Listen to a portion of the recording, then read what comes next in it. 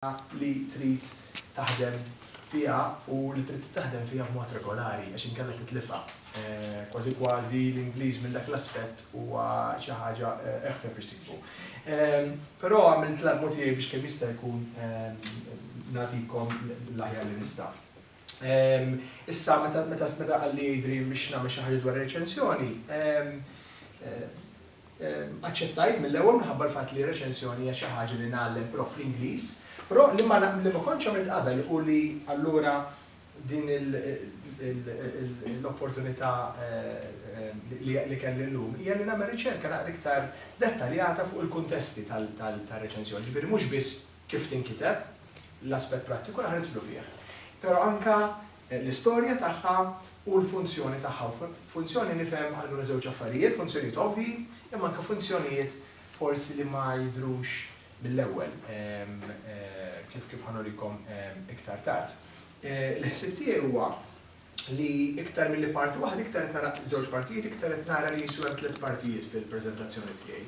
Fl-ewwel parti ħanipprova nitkellem naqra dwar l-istorja u l-funzjoni tal-reċenzjoni.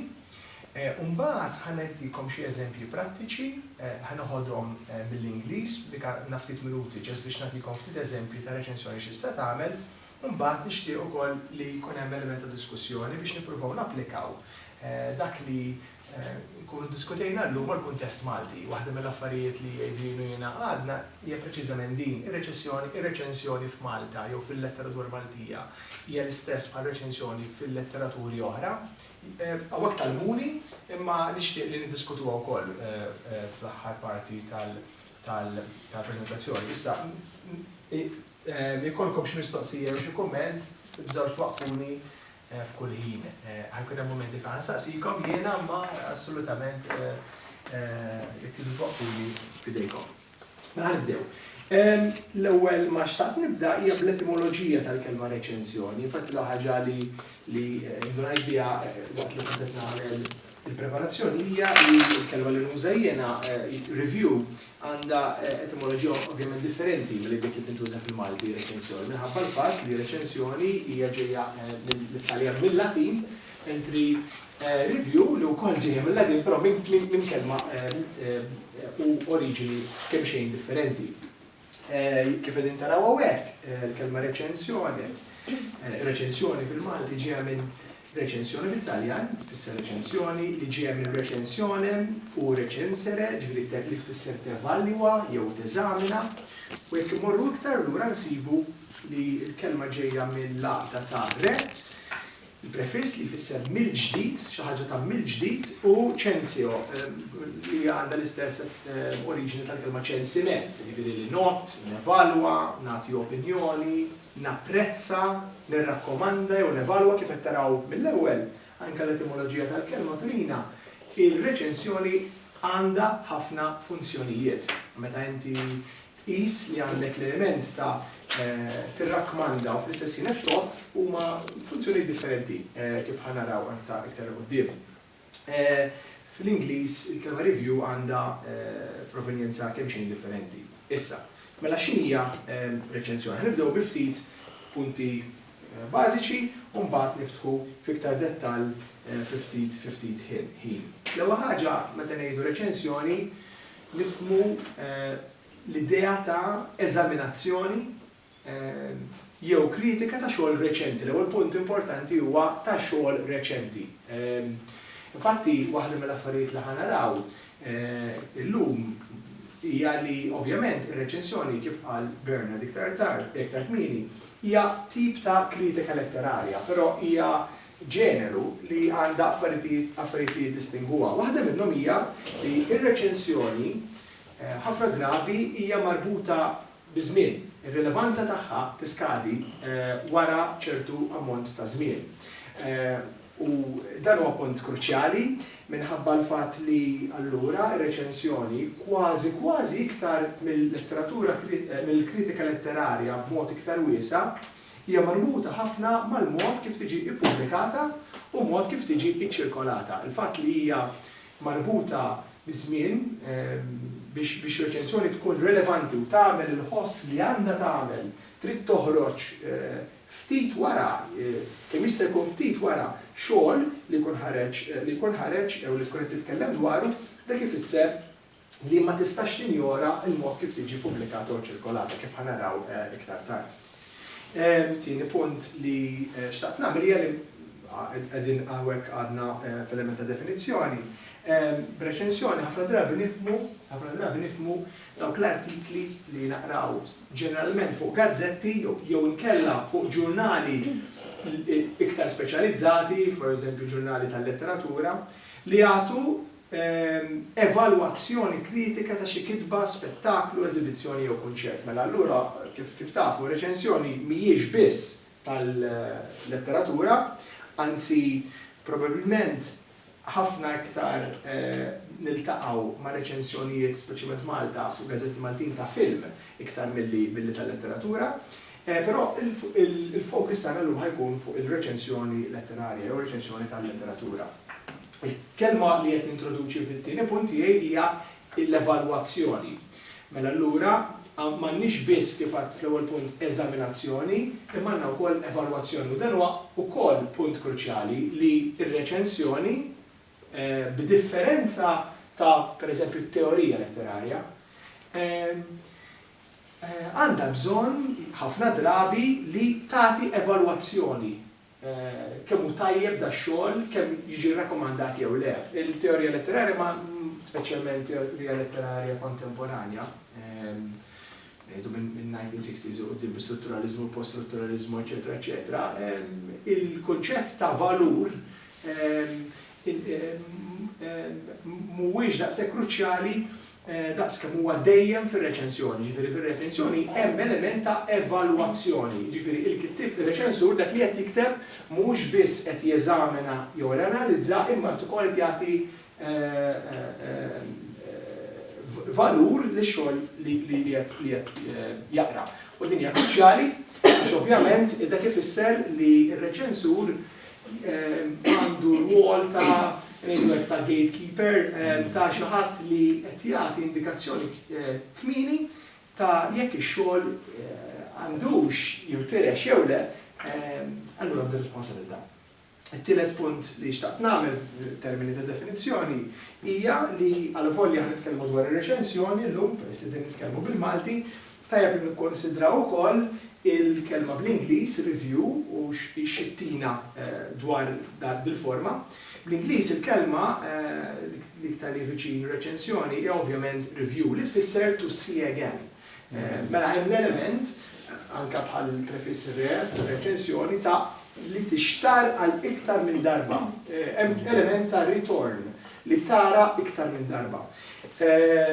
U dan l-element huwa kruċjali wkoll mill-aspett ta' il-metafora ta' li tħares għal darb'oħra, naħseb li hija kruċjali fir-reċenzjoni fis-sens ta' l-element riflettiv li r-reċenzjoni għandha kollha. Ġifieri reċenzjoni mhux biss tiddeskrivi imma wkoll tirrifletti. Ġifieri hemm element ta' ħsieb differenti, nidħlu iktar fid-dettall fuq dan l-aspett li tipprova nwasslilkom nitkellmu fuq iktar tard. Issa punti oħra li xtaqt intikom, ġifieri ma kont imod infittex dwar l-istorja tal-kelma, meta nkun qed naqbad ma' kunċett dejjem nibda nħobb dejjem nibda mill-etimoloġija għax turik ħafna dwar l-istorja tal-kelma, dwar il-tifsira tagħha. Il-kelma fl-Ingliż review tibda tintuża fis-sens ta' reċenzjoni, fis-sens ta' book review, biss minn nofs is-seklu 17 il-qudiem.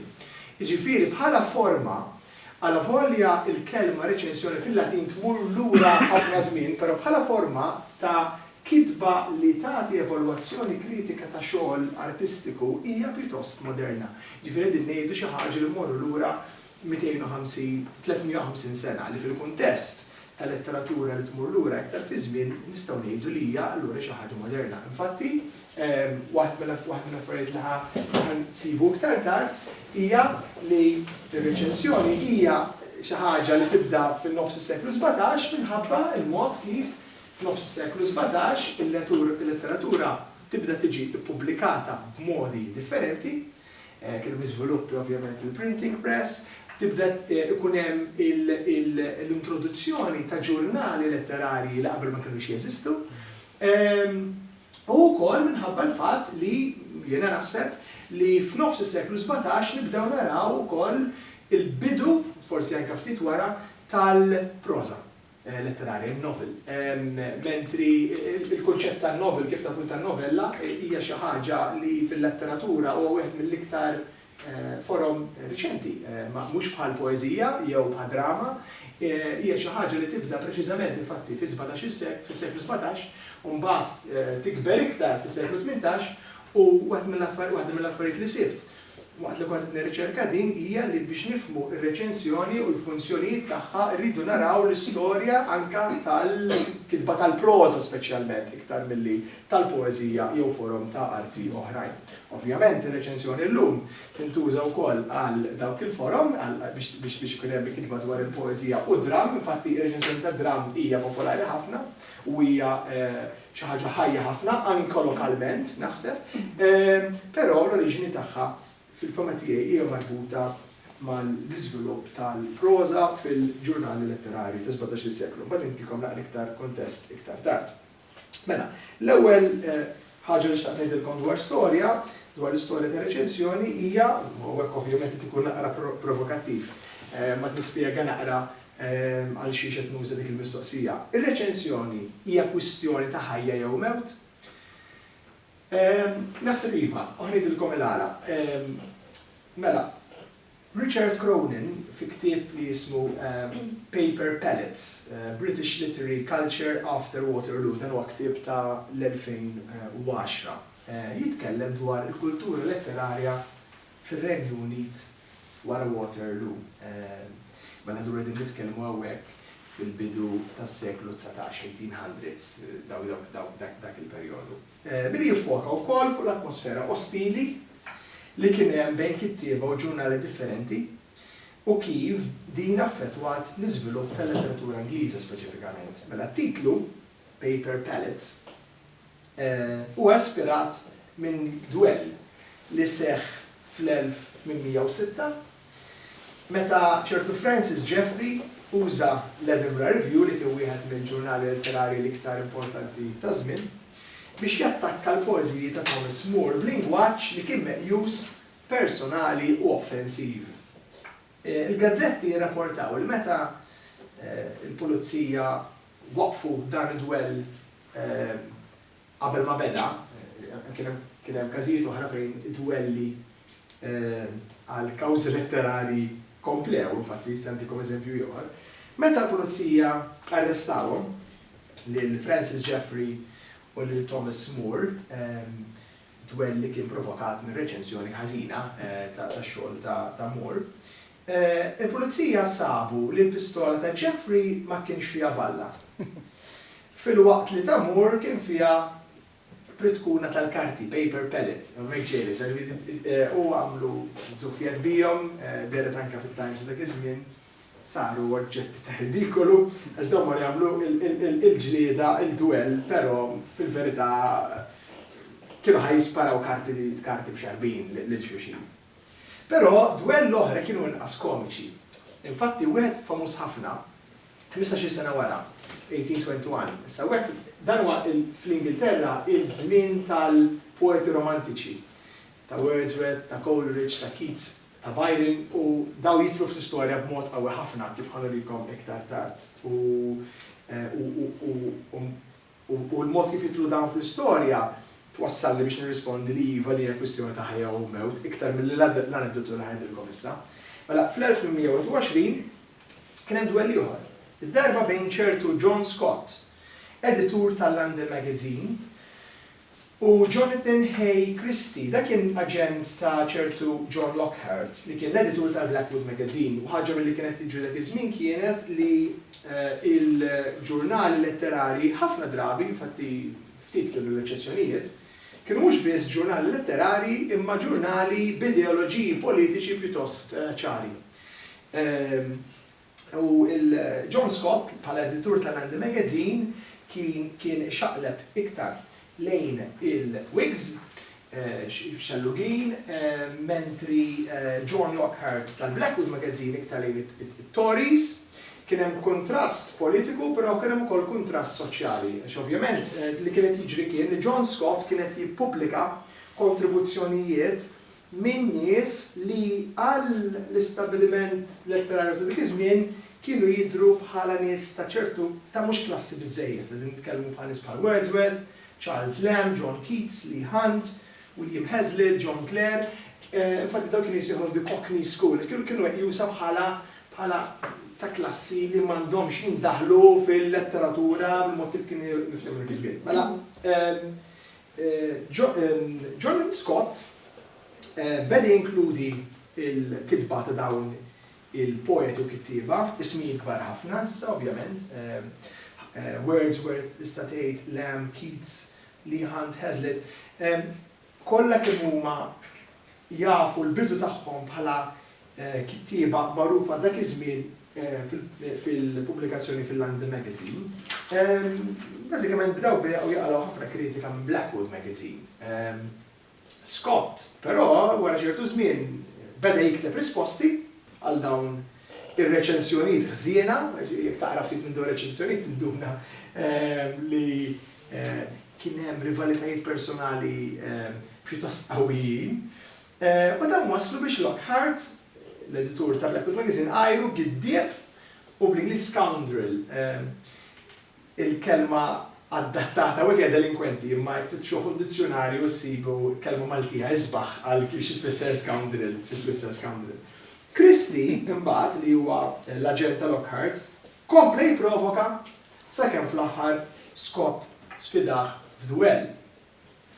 Duell sar, milli jidher milli nafu mill-istorja, fl-ewwel round fid-duell ma sparawx xulxin, però is-seconds dak li jkunu jgħinuhom jassistuhom fil-dan id-duell kellhom xi jgħidu, alla kellhom bżonn jagħmlu tieni round biex jisolvuha u fit-tieni round Scott intlaqat f'sidru u miet 11-il ġurnata wara. Ovvjament inkunu qed nażeġġeraw jekk ngħidu, nizzaw dan l-aneddotu biex ngħidu li r-reċensjoni tiddependi fuq din it-tip ta' rivalità.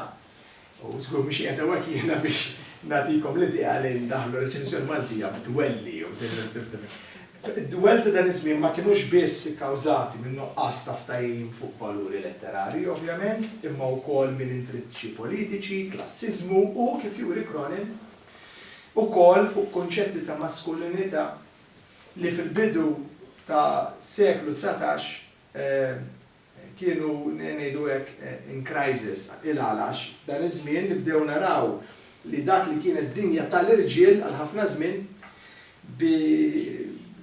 waslu fix-xena kittiba nisa ta' ċertu livell għoli ħafna u Cronin jargumenta li dan wassal biex ħafna nies li kienu fil-dinja letterarja ta' dik iż-żmien bdew jagħtu interpretazzjoni tal-letteratura bħala dinja maskili u din kienet mod kif juruha billi jiġġieldu bil-pistoli biex juru li huma aħjar mill-oħrajn. Però ta' min jgħid li r-reċensjonijiet ta' dan iż-żmien anke dawk flek imsejħa Cockney School Controversy li għadni kif semmejtilkom, mhux ftit però biex ix-xogħol ta' ħafna poeti u kittieba isir iktar magħruf u viżibbli.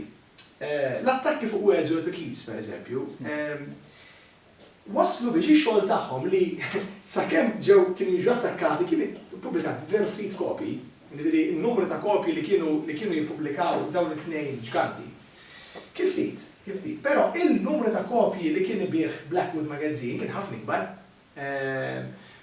Faċilment brata ta' 1:50, ġifieri, u dan kien jinkluda ħafna drabi kwotazzjonijiet estensivi ta' Wordsworth u Keats, bħala eżempju, biex jubbat jiġu kritikati mela li wassal hawnhekk li ġara huwa li ironikament il-kritiċi l-iktar feroċi ta' dawn żewġ poeti għenu biex il-poeżiji tagħhom jimxu. Ġifieri ir-reċensjoni anke dik kiefra u ostili għenet ħafna biex dawn il-poeti jiġu kanonizzati. U din naħseb huwa punt importanti ħafna.